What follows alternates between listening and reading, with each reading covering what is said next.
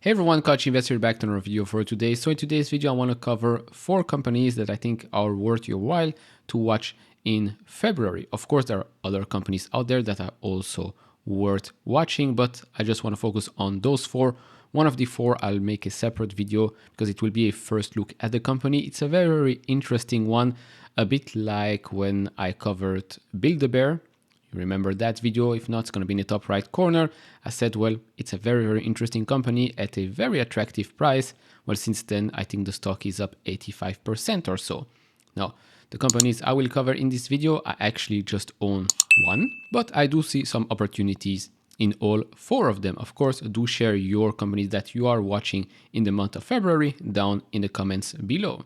So the first one I want to talk about, it's Crocs. And yes, you've heard it correctly, Crocs, the type of shoe making company.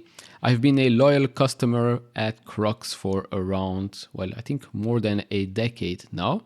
Now, you might think I am completely nuts, but you will see in this couple of minutes explaining why Crocs might be worth your while, why this company has actually been outperforming the overall market by quite a margin. Now, if you enjoy this type of videos, I would really, really appreciate it if you hit that thumbs up button and subscribe if you have not. And if you want to support me even further, do check out the link down in the description and in the pinned comment to get the top 10 best stocks to buy now, or go to fool.com/couchinvestor.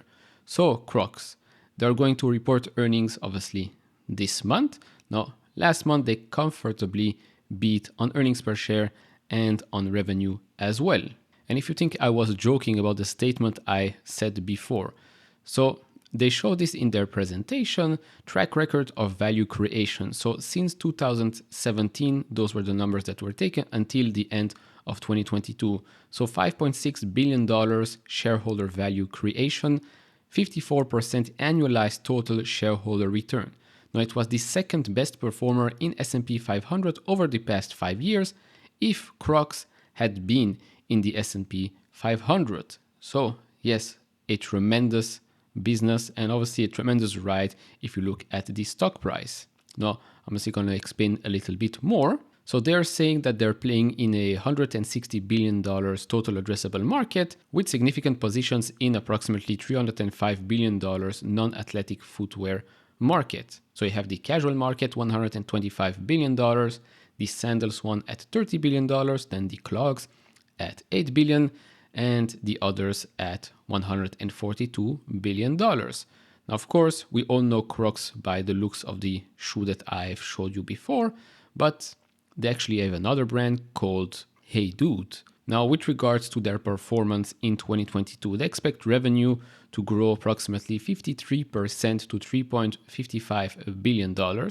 The Crocs brand revenue expected to be up around 15% to $2.65 billion or 19% on a constant currency.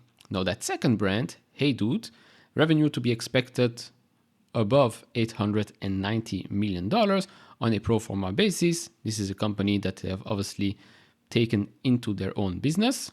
So on a pro forma basis, revenue is expected to have increased around 70% to nearly $1 billion. They expect to continue to have industry-leading adjusted operating margin of around 27%. The Hey Dude acquisition continues to outperform from a growth, consumer resonance, and profit perspective. Upon acquisition, expected pro forma revenues of $700 million to $750 million, and now expects revenue to be nearly $1 billion. So truly an outperformance there. With regards to cash flow, so there is approximately $550 million reduction in borrowings from $2.9 billion in Q1 to around $2.3 billion in Q4. They also repaid $300 million on Term Loan B in that same quarter. Now, of course, in the designated video for Crocs, I'll explain the whole story a bit more, but I do think that this is a very, very interesting company to follow, especially in February. Even though the stock has soared in the last couple of months and years, I do still think that, well, from a shareholder value creation standpoint, I think it's an interesting company to follow.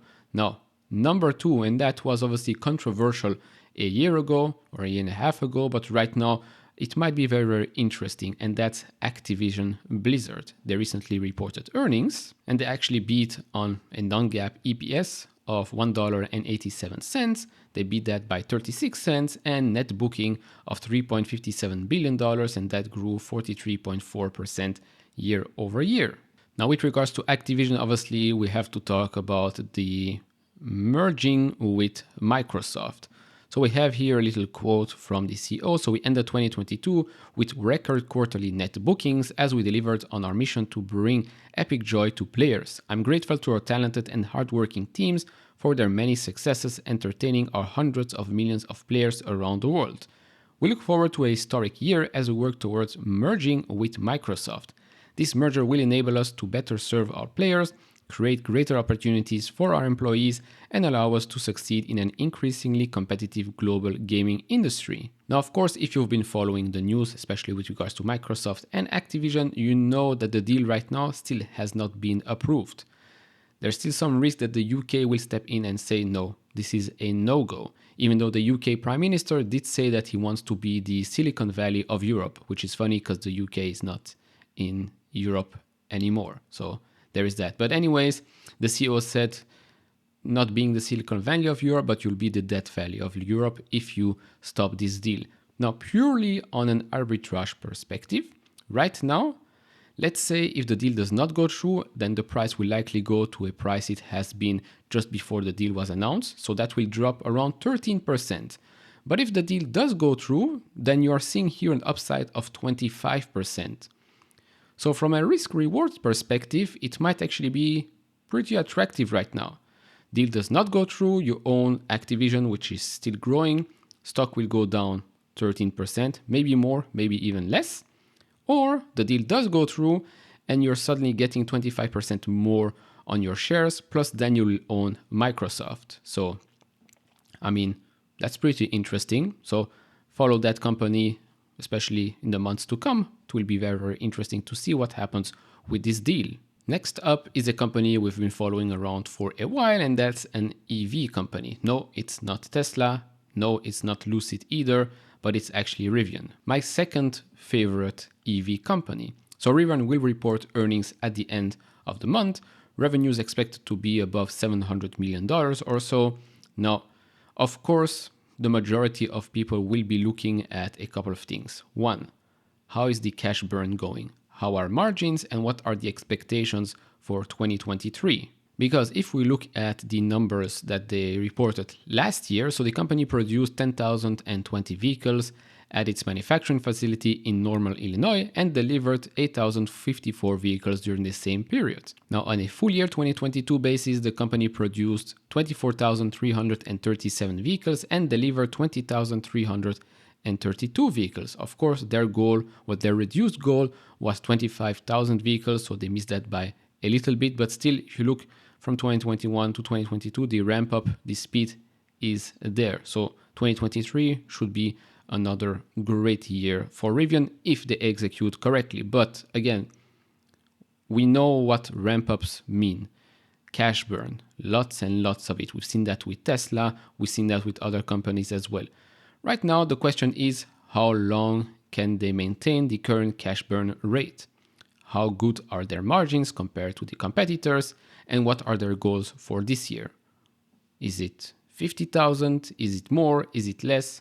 What's the number? And with regards to Rivian, there was some news that came out this week, which I found extremely strange.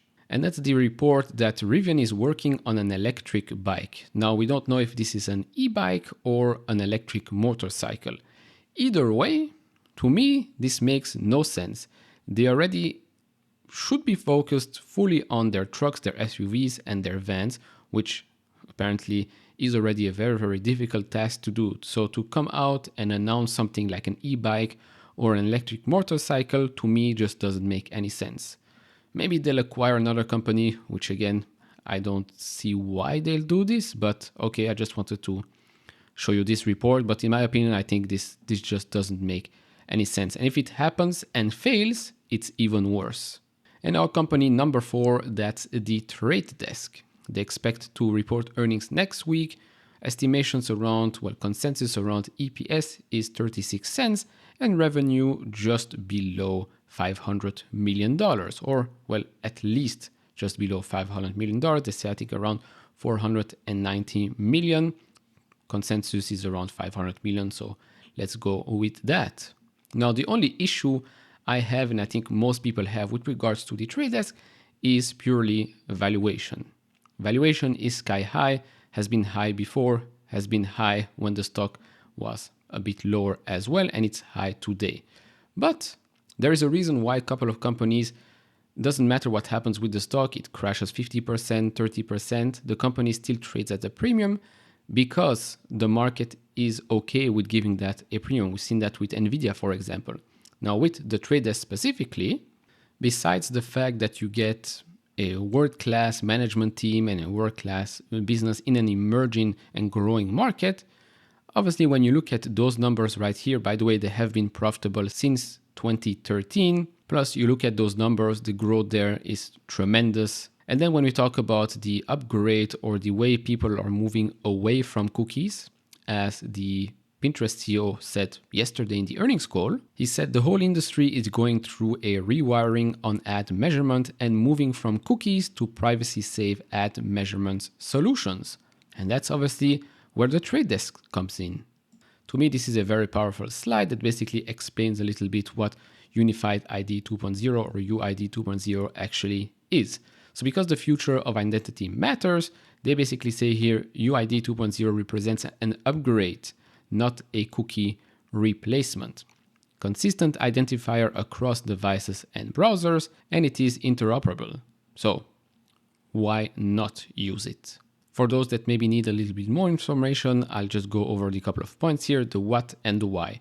We collaborate with industry organizations to operate UID2 for the open internet.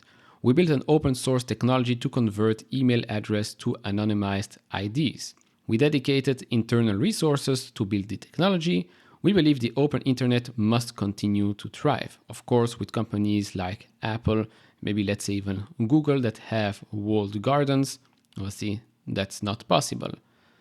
UID2 is non-proprietary and available to advertisers, publishers, DSP, SSPs, single sign-ons, customer data platform, CMPs, identity providers, and data and measurement providers that are compliant with a code of conduct. And this is very crucial to, the trade desk thesis. They say here, we never steer you towards our own media assets because we don't own any. We want you to spend your ad dollars where your data leads you. That allows for transparency in everything we do. So when you create such a great platform where you can come in, there's no walled gardens, you're not really getting your dollars sucked away and getting weak results. You're coming to a platform that is basically neutral and providing you the best resources possible so that you spend your ad dollars correctly and get a great return as a result. That's basically the trade desk for you. In very short, I've made a longer video about that company. It's also going to be in the top right corner.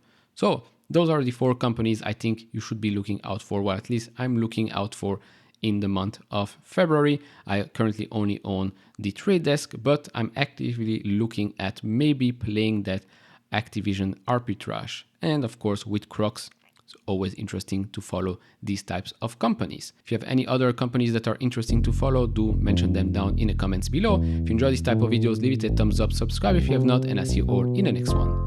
Bye bye.